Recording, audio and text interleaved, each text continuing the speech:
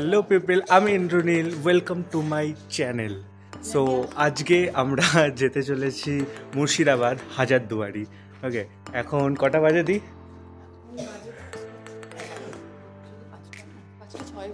এখন 5:06 বাজে। ঠিক আছে, চারিদিক অন্ধকার। হ্যাঁ, ওকে, এখনো ওয়েট করতে হচ্ছে আরেকটা দিদির জন্য। ঠিক আছে, লেটু দিদি। হ্যাঁ, আমাদের চলে গেছে। মা এসে দাঁড়িয়ে, আর এই দেখো, ঠিক আছে, আলাদাই মস্তি জানাবে। ঠিক আছে, এই যে লেটু, হ্যাঁ, বহুত লেট করে সব যায়। সকলকে টাটা। অন্ধকার খালি দেখো, ঠিক আছে, কিচ্ছু বোঝা যাচ্ছে না। হাওয়া পড়ছে কি সুন্দর।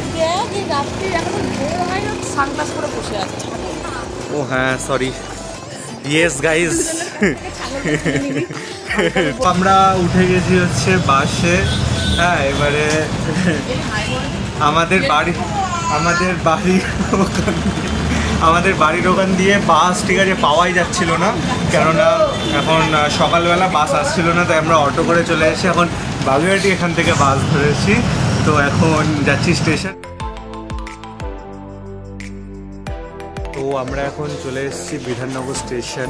হ্যাঁ, আমরা এখন এসেছি বিধাননগর স্টেশনে, আর এখান থেকে যাচ্ছি আমরা এখন ব্যারাকপুরে। ওখানে আমাদের একটা গ্রুপ, যে গ্রুপের সাথে যাদের সাথে আমরা যাচ্ছি, তারা আর কি ওখানে আর কি মিট করবো। দেন ওখান থেকে ট্রেনে উঠে 4 ঘন্টা 4.5 ঘন্টার 4.5 ঘন্টার যাত্রা। তো সঙ্গে সবাই দাঁড়িয়ে রয়েছে।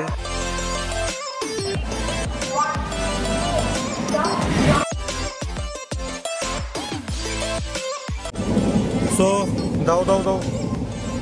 তো গাইজ আমরা খাবার পেয়ে গেছি। গাইজ দেখাও, এদিকে দেখাও, ঠিক আছে। প্যাকেট বের করে না, এখানে চুল খুলে যাচ্ছে। খুলে দাও, আমি ধরছি। খোলো এটা, খোলো এটা।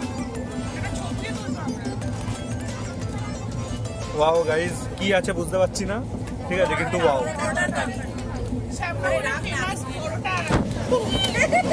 কি বলো? শ্যামনগরের ফেমাস পরোটা, ঠিক আছে।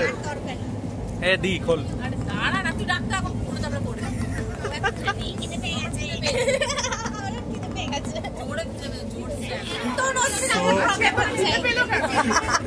সো গাইস, খুব মেসি ব্যাপার এখন, সব কেটে গো, সবাই খাবার দেখাও।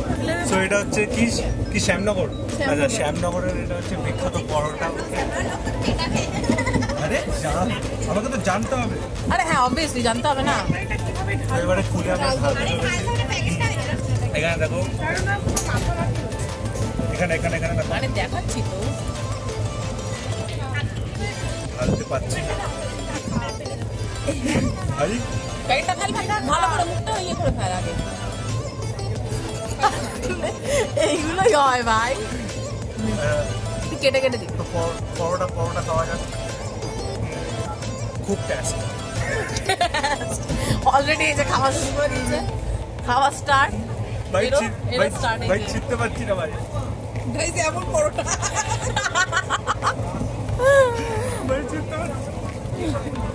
সত্যি চিনতে পারছি না ভাই, এক হাতে।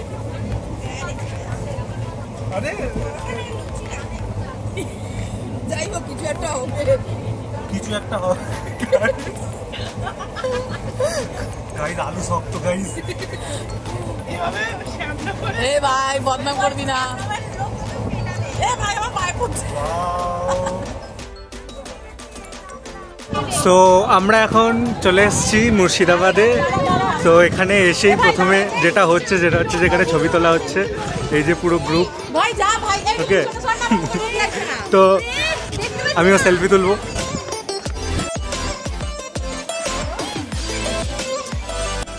আমরা অটোয় বসে পড়েছি এখন, ঠিক আছে, এই যে সবাই।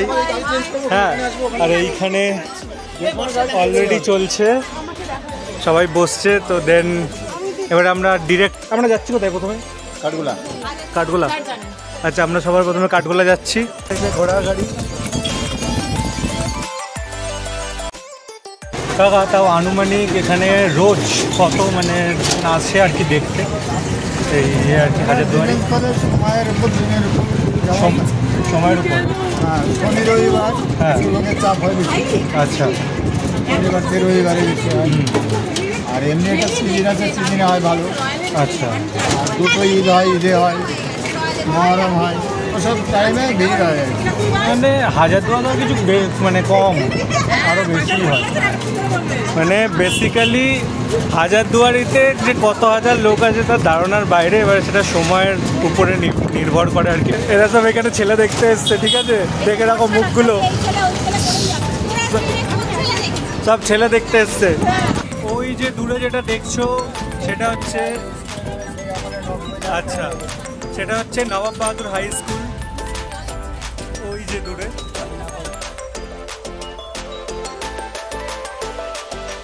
তো এটা হচ্ছে কাঠগোলা।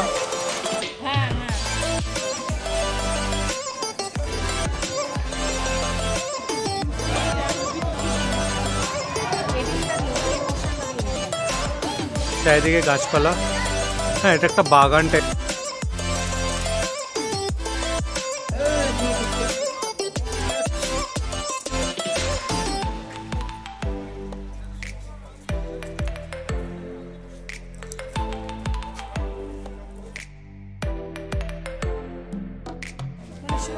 এটা সুরঙ্গ পথ।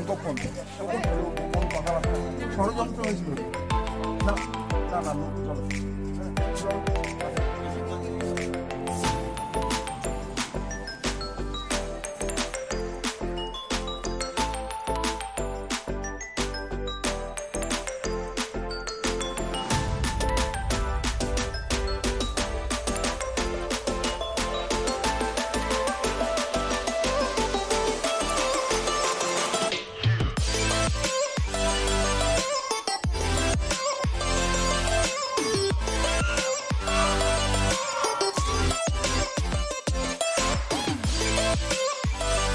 কোথায় যাচ্ছি কাকা? আপনারা যাচ্ছি জগৎ সেটা হবো, যে জগৎ সেট তখনকার দিনে টাকসাল এটা বলছি।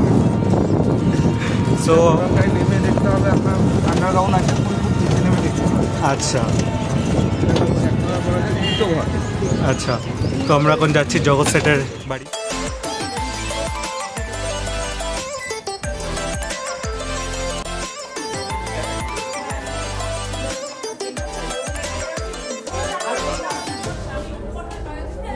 আমরা এখন এসে গেছি জগৎ শেঠের বাড়ি। তো এখানে এসে এখানে যেটা মেন দেখার জন্য আমরা মূলত ভাবছি সেটা হচ্ছে যে এখানে একটা নাকি আয়না রয়েছে, যেখানে নাকি তুমি তাকালে তুমি নিজেকে দেখতে পারবে না, তোমার পাশের জনকে দেখতে পারবে। সো সেটা দেখার জন্যই বেশি এক্সাইটেড।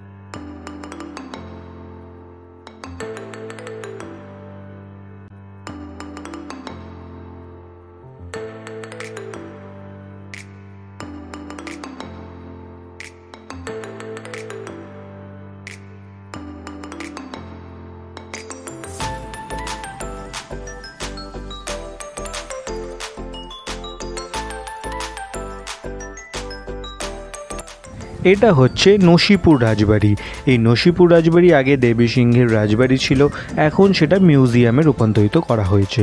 তারপরে আমরা চলে আসি মীর জাফরের বাড়ি। হ্যাঁ, এটা সেই মীর জাফরের বাড়ি যাকে আমরা সকলেই মোটামুটি চিনি।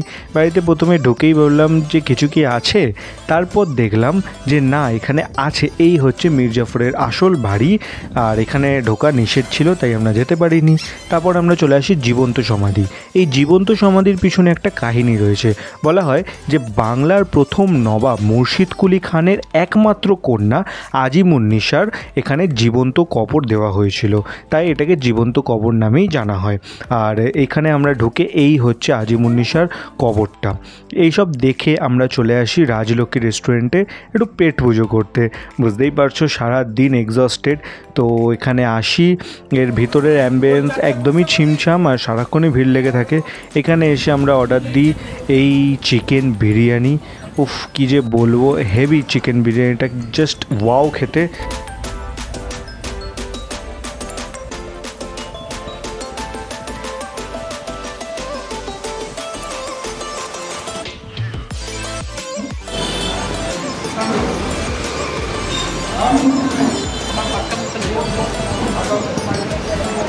খেয়ে দিয়ে আমরা চলে আসি হাজারদুয়ারি। এইটা হচ্ছে হাজারদুয়ারির ভিতরকার পরিবেশ, দেখতেই পাচ্ছ খুবই সুন্দর। আর ওইটা দেখতে পাচ্ছ, ওটা হচ্ছে নিজামাত ইমামবাড়া। এই নিজামাত ইমামবাড়া হচ্ছে এশিয়ার সবচেয়ে বড় ইমামবাড়া। হ্যাঁ, মানে জাস্ট দেখতেই পাচ্ছ, ওয়াও ব্যাপার স্যাপার।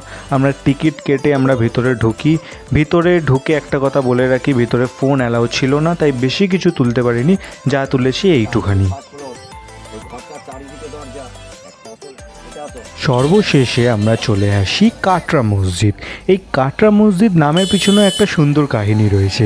কাটরা, তখনকার সময় কাটরা নামটা হচ্ছে বাজারকে বলা হতো, অর্থাৎ আমরা যে বাজার যাই সেই বাজার আমরা নর্মালি বাজার বলি, কিন্তু তখনকার সময় সেটা কাটরা নামে বলা হতো।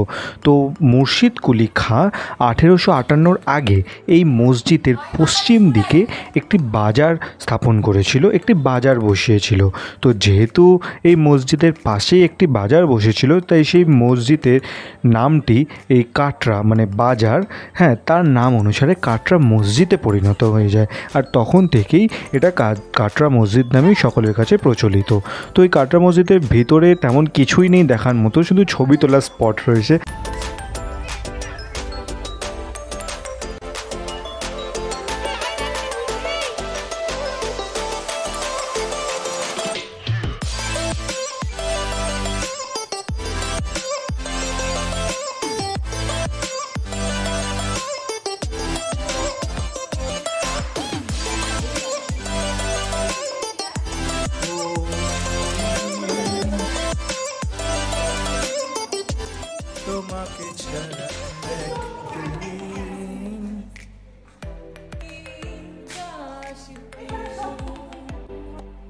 এটা হচ্ছে মসজিদ, এটা হচ্ছে মন্দির। আজকের লাস্ট তোমরা দেখলে কাটরা মসজিদ, আমরা এখনো তার বাইরেই রয়েছি। তো এইখান দিয়ে এবারে আমরা যাব বাড়ি, ঠিক আছে, ট্রেনে উঠবো। তারপরে আর কি হবে আর দেখাতে পাচ্ছি না আপাতত, বহুত টায়ার্ড সকাল দিয়ে এত কিছু হয়তো তোমরা দেখেছো অনেক কম, কিন্তু আমরা মানে যেখানে যেখানে ভিডিও তুলতে যাইনি সেখানে প্রায় 15-20 মিনিট 30 মিনিট ধরে হেঁটে যাওয়া, ভিতর দিয়ে অনেক কিছু, মানে এক্সস্টেড পুরো। তো if you like this video, subscribe my channel and hit the bell icon, আর লাইকটা করেই দাও।